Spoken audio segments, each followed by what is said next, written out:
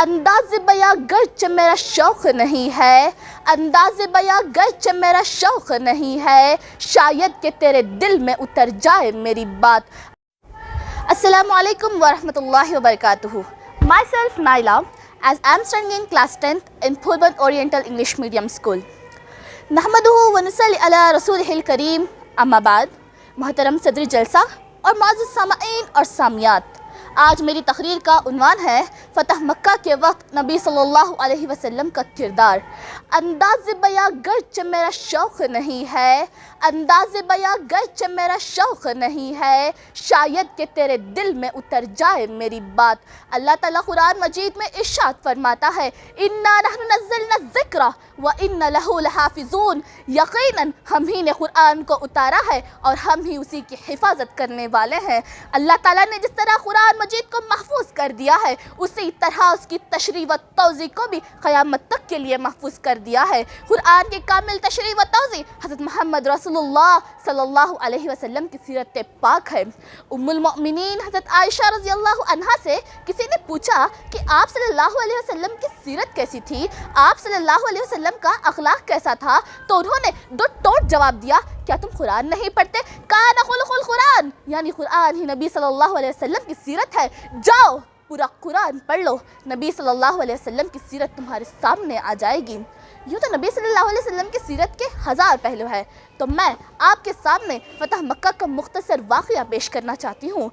حضرت صلی اللہ علیہ وسلم کے عفو درگزر کی انوکھی مثال فتح مکہ کا واقعہ ہے جو 8 ہجری میں پیش آیا۔ ذرا دل تھام کر سنیں، میں آپ کو بتاتی چلوں، جب مکہ فتح ہو گیا تو حرم کے صحن میں، کس صحن میں؟ اسی صحن میں جہاں آپ کو گالیاں دی گئی تھی، جہاں آپ پر نجاستیں پھینکی گئی تھی، جہاں آپ کے قتل کی تجویز منظور کی گئی تھی۔ قریش کے تمام بادشاہ مفتوحات نہ کھڑے ہوئے تھے، ان میں وہ بھی تھے جو اسلام اور مسلمانوں کو مٹانے کی ایڑی چوٹی کا زور لگا چکے تھے، وہ بھی تھے جو اسلام کو جھٹلایا کرتے تھے، وہ بھی تھے آپ کے عزیزوں کا خون ناحق کیا، ان کے سینے چاک کیے۔ اس کی ترجمانی حافظ جلندھری یوں بیان کرتے ہیں، کوئی جلاد کیا کرتا جو جلاد کرتے تھے، ستم ایجاد تھے لاکھوں ستم ایجاد کرتے تھے، زمین و آسماں جب دھوپ کی گرمی میں تپتی تھی، غضب کی دل لگی تھی ریت پر مسلم تڑپتے تھے۔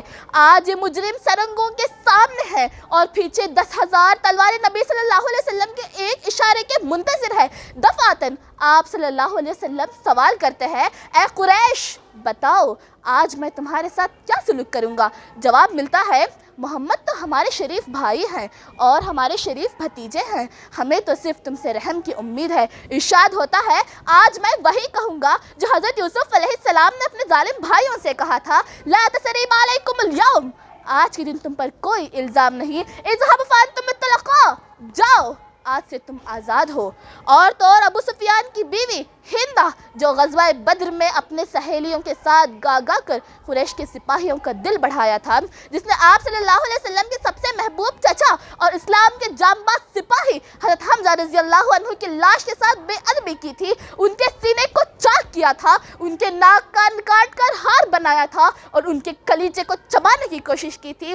جب مکہ فتح ہوتا ہے، نقاب پوشی کر کے سامنے آتی ہے، لیکن یہاں بھی گستاخی سے باز نہیں آتی، پھر بھی آپ صلی اللہ علیہ وسلم تعرض نہیں فرماتے اور یہ نہیں پوچھتے کہ تم نے ایسا کیوں کیا، جس کے بارے میں شاعر نے بالکل صحیح کہا ہے، ظالم سے لیا ظلم کا بدلہ نہ کسی وقت، ظالم سے لیا ظلم کا بدلہ نہ کسی وقت، مارا تو بھی اخلاق کی تلوار سے مارا۔ اس عفو درگزر کی معجزانہ مثال کو دیکھ کر وہ پکار اٹھی، اے محمد آج سے پہلے مجھے تمہارے قیمے سے زیادہ کسی کا قیمے سے نفرت نہیں تھی، لیکن آج کے بعد مجھے تمہارے قیمے سے زیادہ کسی کا قیمہ محبوب نہیں، جس کے بارے میں شاعر نے بالکل صحیح کہا ہے، درفشانی نے تیری خطروں کو دریا کر دیا، دل کو روشن کر دیا، آنکھوں کو بینا کر دیا، خود نہ تھے جو راہ پر اوروں کے ہادی بن گئے، کیا نظر تھی جس نے مردوں کو مسیحا کر دیا۔